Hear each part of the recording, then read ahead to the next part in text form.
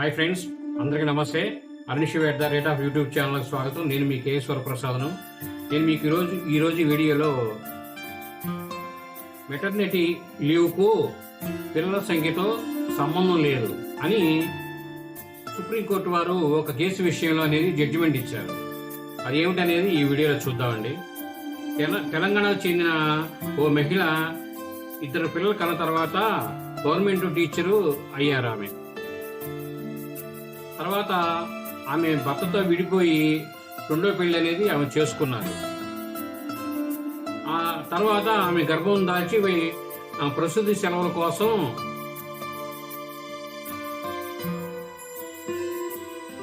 దరఖాస్తు చేసుకోగా అధికారులు తిరస్కరించారు.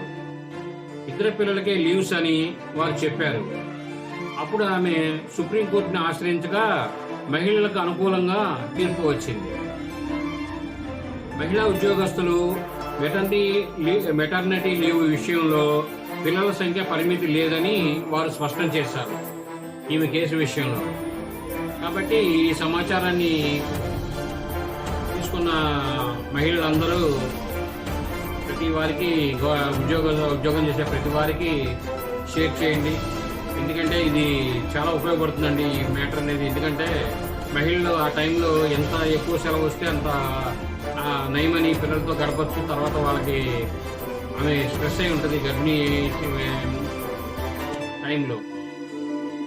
కాబట్టి ఈ సెలవులు ఆమెకు ఎంతో ఉపయోగపడతాయి. ఈ వీడియో మీరు పూర్తిగా చూసినందుకు ధన్యవాదాలు.